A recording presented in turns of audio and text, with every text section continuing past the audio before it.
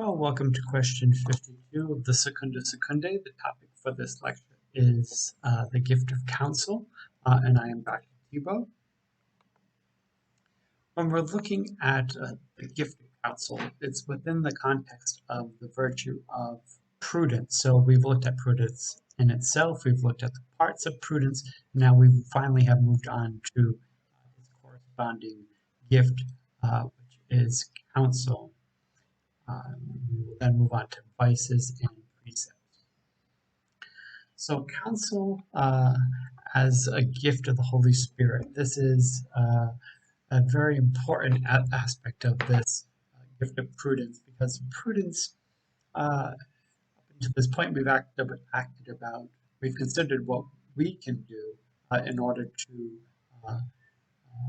instill within us the gift of the virtue of prudence. But how about the Holy Spirit? Doesn't the Holy Spirit have a role to play within a person being prudent? And of course, the answer is yes. So the gift of the Holy Spirit are dispositions whereby the soul is rendered amenable to the motion of the Holy Spirit. Sounds like a roundabout way of saying it, but the Holy Spirit comes first, right? Before any virtues. The Holy Spirit first instills them within the heart of the believer. Now, the Lord uses, or God uses, within irrational beings, his own movement is the movement of irrational beings. So, animals act as if as animals do because the first mover has moved them. They move directly from the mover, which is God. Now, rational beings don't move so easily, right? As we discussed previously, the rational being has free will. Because there's free will, even a slave only moves based on their own freedom to move. It's about consenting to the movement rather than being physically or spiritually moved by the mover. Now, a rational creature is best moved by reason and research, according to St. Thomas. And how does the mover move a rational creature? By giving them good counsel so that they can follow reason in a certain way. So why should a person behave a certain way? It's because reason dictates that. Reason points us in that direction. How do we know that reason points us in that direction? Well, the Holy Spirit gives us counsel.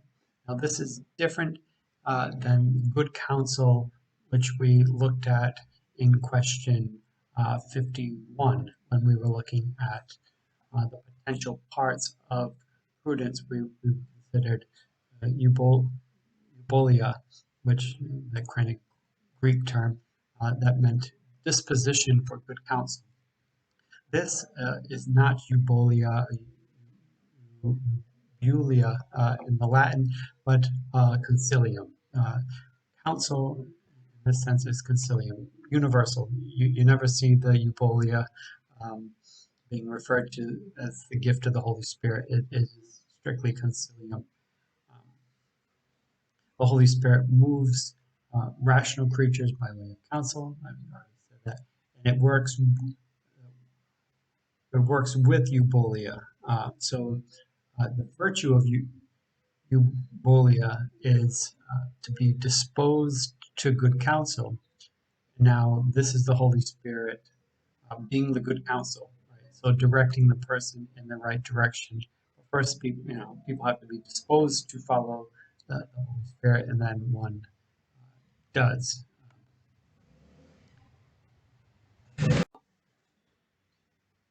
Now, prudence, the gift of good counsel, and prudence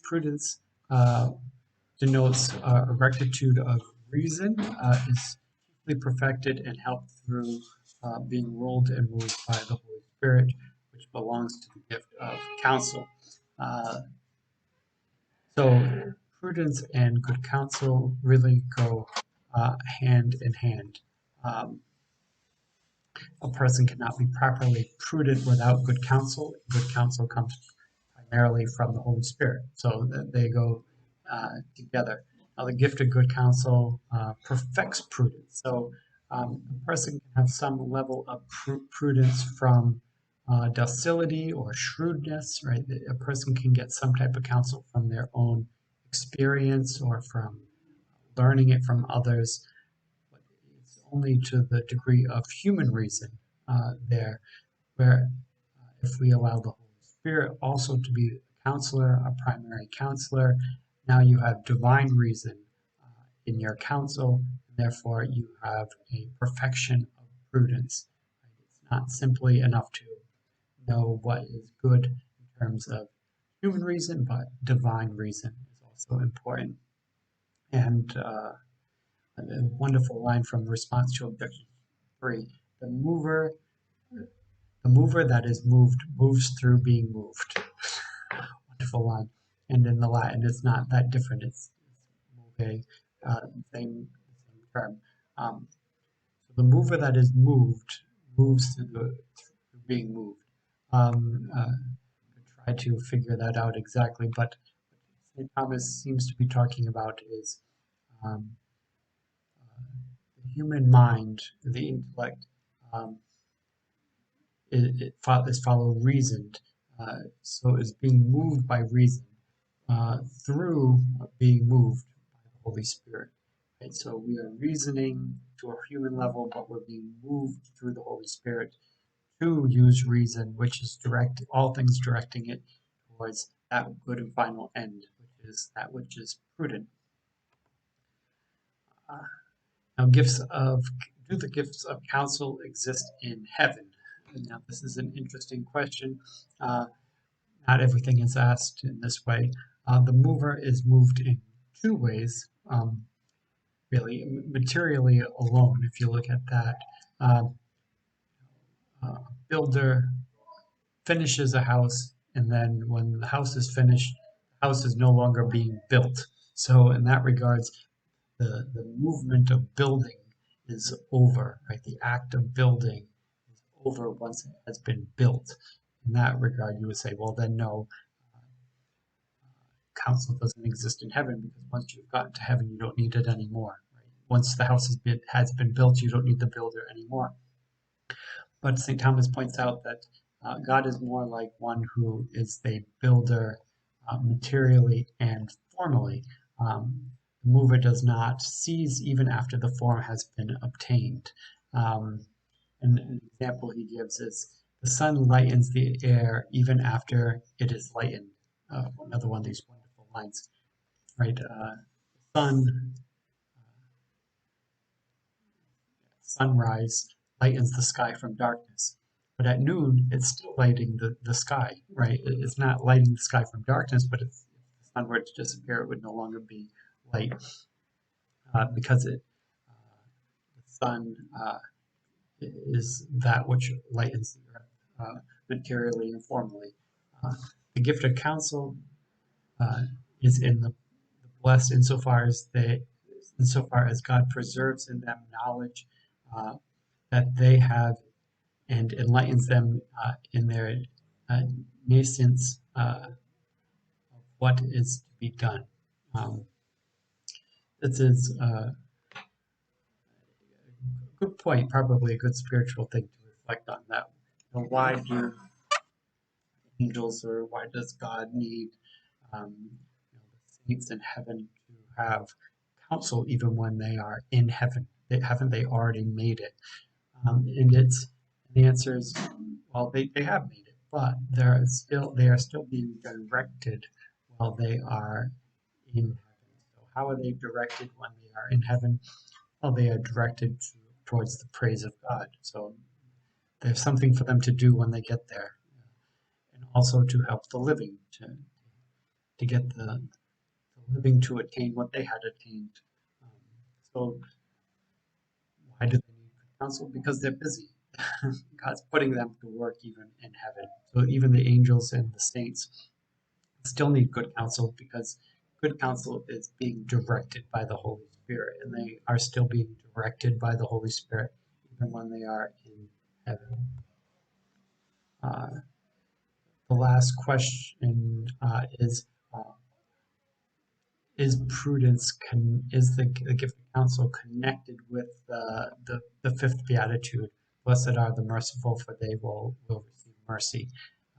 As you can imagine by the asking of that question, the answer is probably yes. So the beatitude of mercy especially corresponds to the gift of counsel, not as eliciting, but as directing mercy. So this is uh, good. One can think of the corporal and spiritual acts of mercy. Right? So um, the gift of counsel directs us. Right? It aims us in a direction which is God's will. Right? It aims us towards divine providence. How does it do it? Good counsel directs us towards research and reasoning, rationality. Um, well, what does the Lord want us to do? What does the Lord want us to find through research and rationality? How is God directing us in this planet? Well, one of the biggest things God is directing us towards is love of God and love of neighbor. Well, in terms of how do we best love our neighbor? Corporal and spiritual works of mercy, right? So if you were to think of God's good counsel, what would be God's counsel to us? Feed the hungry, clothe the naked, visit the sick, uh, welcome the stranger. The things we already know about. The corporal and spiritual works of mercy is what the Lord would counsel us to do, right? Sometimes we ask kind of daft and say, well, I don't know what God's will is. Well, of course we do. Of course we know what God's will is. Uh, to love God and neighbor. Well, how? Imitate the lives of the saints. Read the scriptures, right? This is what God has asked us to do. It's quite simple. But it is very closely connected with mercy, right? God is not calling us to be the judge of our neighbor, but to bring mercy, and that is to bring our neighbor towards salvation. That would be the greatest mercy. Point them in that direction, since we can be saviors of people. We can point them in that direction. Now, counsel is befitting the merciful, because the one remedy is to be delivered from evil so great, to pardon and to give. I think that's a good find. Again, what would the Lord ask us to do through His good counsel? And that would be to heal and to be delivered from evil and to pardon and to give. Right? These are very simple elements of the faith. Good counsel and mercy go hand in hand. So in conclusion, counsel is a gift of the Holy Spirit, concilium. It's a receiving of God's direction God's direction through the Holy Spirit. The gift of counsel corresponds with prudence. You know, one has to be disposed to receive good counsel, and then one receives the good counsel, and then we move on to command, which is then put it into action, right? Go from judgment to command. The gift of counsel continues even in heaven, because God directs the angels and the saints to praise and to pray for the living. The fifth beatitude corresponds with the gift of counsel, because the good counsel that God gives us is often aligned with mercy, for us to be merciful. It's a very quick section. I hope it's a nice, easy one. Next, we move on to the vices.